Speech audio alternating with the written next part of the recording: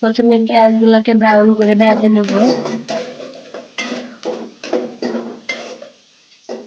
সবাই বলে নাকি আপনার ইয়া ছাড়া প্যাকেটের মশলা ছাড়া বিরিয়ানি হয় না।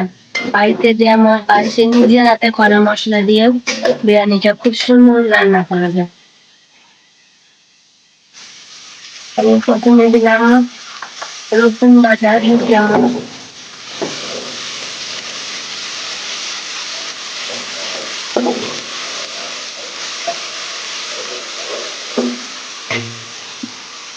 এরপর দেবো আদা আর জিরা,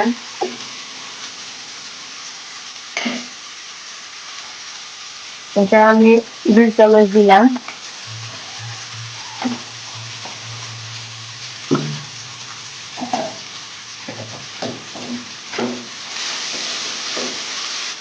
মশলাটাকে ভালোভাবে বের করলেও যাতে গন্ধটা না লাগে।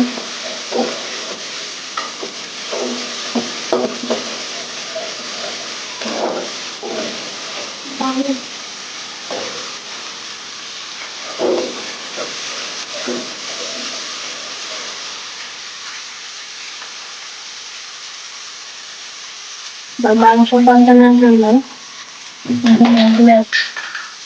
বলতে দেব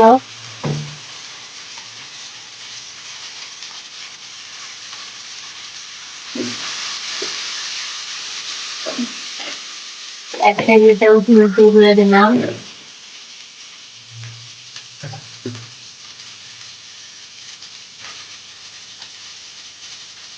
লবণ দিলাম 2 চামচ। এটা আমি কোনো হলুদ ব্যবহার করবো না। হলুদ ব্যবহার করলে বিরিয়ানির কালারটা একেবারে হলুদ হয়ে যাবে। মশলাটা কষানোর জন্য সামান্য পানি অ্যাড করলাম। এবার আমি দেবো ধনিয়া গুঁড়া। এটা আমি বাসায় নিজে ধনিয়া বাজার থেকে এনে বেছে ধুয়ে নিয়ে সুন্দর করে নিছি, রোদে শুকাইছি, নিজে হাতে করা গুঁড়া।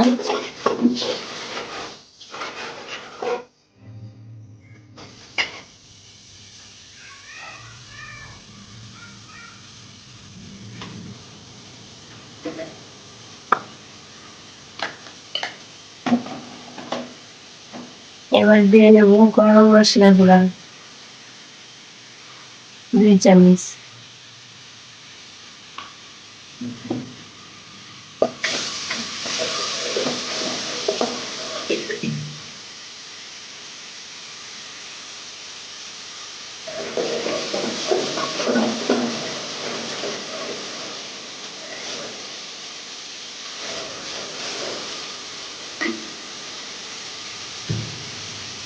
তারপরে 1 চামচ পরিমাণ দেবো জিরার গুঁড়া।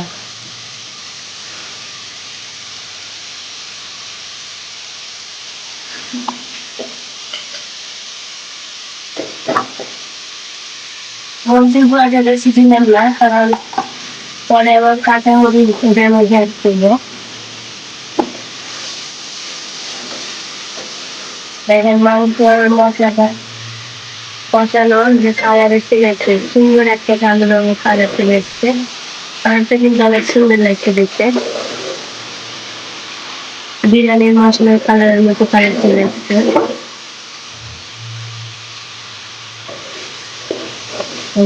তেলও পরে ভেজে এসছে। এই যে মশলা কষানোর আসল কি, আপনি মশলাটা কষাবেন, যখন দেখবেন তেলটা ছাড়াই গেছে উপরে ভেসে আসছে, তখন বুঝবেন যে মশলাটা কষানো শুরু। আর এবার দেখেন তো প্যাকেটের মশলার মতো মনে হচ্ছে কিনা।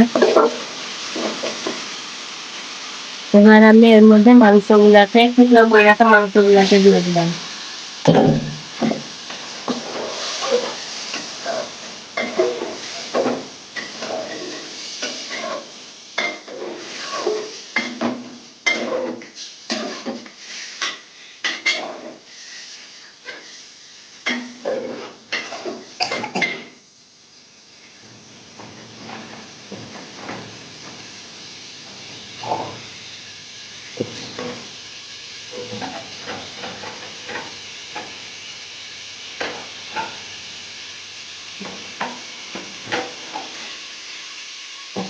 মানে এবং উপরে একটু ভুল হয়ে গেছে, সেটা হচ্ছে তেজপাতা। এখন দিলাম, কোনো প্রবলেম নেই।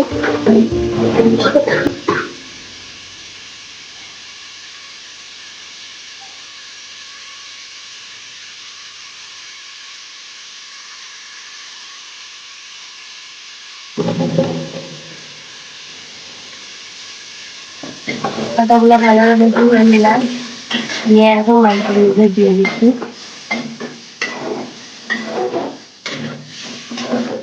সবসময় তো বাচ্চাদের সবকিছু পূরণ করা যায় না, ও লেগ পিস খাবে, তো আজকে তো আর এটা সম্ভব না, হলেও চেষ্টা করলাম ছেলের মন রক্ষণ করার।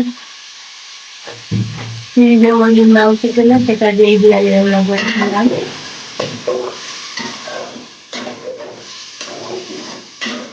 এবার আমরা অল্প সময়ের জন্য রেখে দিলাম।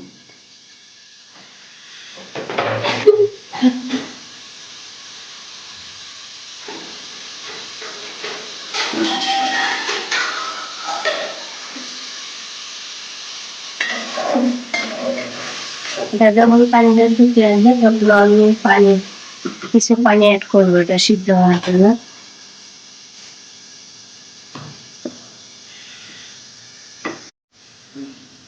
এই যে মাংস সিদ্ধ এসছে, আমি এখন এর মধ্যে চালগুলো দিয়ে দেবো। এটা আমি ধুয়ে রেখেছিলাম।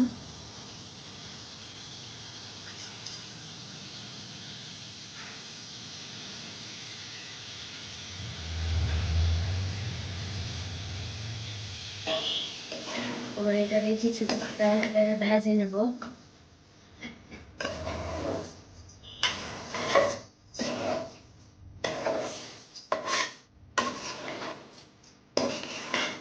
আমি যদি প্যাকেটের মশলা দিয়ে রান্না করি, আমার ছেলে খায়, কিন্তু ও তৃপ্তি সহকারে অতটা খাইতে পারে না। জন্য বাসায় করা হাতে মশলা, এটা দিয়ে আমি সব বেশিরভাগ সময় করে দিই। মেহমান আসলে সেই ক্ষেত্রে প্যাকেটের মশলাটা একটু অ্যাড করি।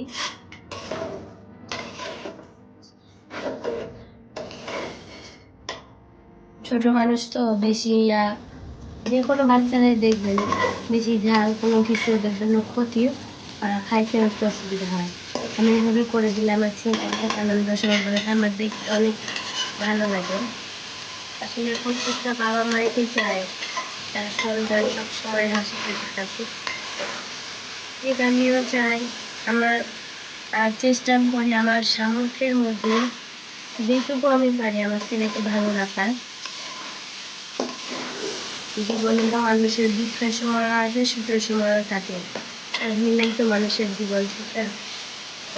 যখন পরিস্থিতি যেভাবে থাকে, তখন সেভাবেই সবকিছু মেনটেন করে চলা লাগে। এটাই দুনিয়ার নিয়ম।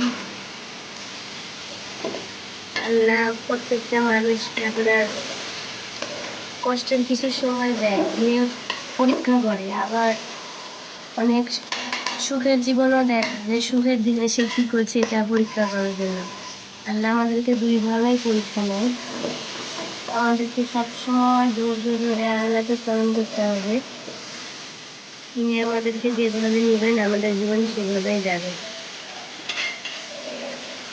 আমার একটা জিনিস আছে, আরেকজনের সেটা নাই, আবার আরেকজনের আছে আমার নাই, এবং তার সেটা দেখে আমি যদিও দুধাই চেঁচামেচি করি বা হুড় করি যে আমার এটা লাগবে, কিন্তু আমার সামর্থ্যের উপর তো আমাকে সবকিছু চিন্তা করে কথা বলতে হবে, ঠিক না?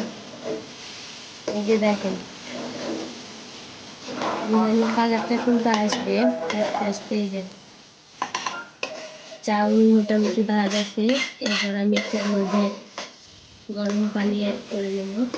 আমার ঠিক যতটুকু পরিমাণ চাউল, আমি তার ডাবল পানি গরম করে নিয়েছি, আলাদা আলাদা প্যান দিয়ে পানি গরম করে নিয়েছি। আমি এটা দিয়ে আমি পানি গরম করি, কারণ গরম পানি আপনার মুখ দিয়ে তুলতেও কষ্ট হয়, অনেক সময় হাতে লেগে যায়। তো এটা দিয়ে আমি পানি গরম করলে আমার এটা সুবিধা হয়। এই যে দেখেন, বিরিয়ানি আমার প্রায় হয়ে আসছে, সময়ের মধ্যে রান্না শেষ হয়ে যাবে।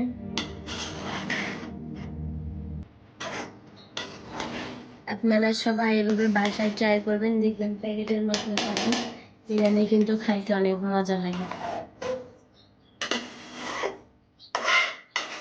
একটু জানলে ভালো হতো, কিন্তু আমার ছেলে যেহেতু ঝাল খেতে পারে না, খায় মোটামুটি, এই জন্যই তো প্যাকেটের মশলা বাদ দিয়ে এইভাবে নিজের করা মশলায়, হাতে করা মশলায় আমি সবসময় মশলা আমি নিজে ব্লেন্ডার করি। আস্তে আস্তে নিয়ে আসি নিয়ে এসে ওগুলা গরম মশলা সব কিছু দিয়ে আমি নিজে মশলা তৈরি করি বাসায়। আর সবসময় আপনার বিরিয়ানি রান্না করার সময় নিচে যদি নন স্টিকের যদি কড়াই হয় সেক্ষেত্রে আপনার লাগে না, সিলভারের কড়াই তো লেগে যায়। তো এটার জন্য এই যে নিচে যে প্যানটা দেখছেন এই প্যানটা দিয়ে নেবেন, নিলে আর নিচ থেকে পুড়বেও না, লাগার কোনো ভয় থাকবে না। এই যে আমার বিরিয়ানি রান্নাটা কমপ্লিট হয়ে গেছে। আপনারা সবাই এভাবে বাসায় ট্রাই করবেন, করে দেখুন, জানাবেন আমাকে কেমন হয়।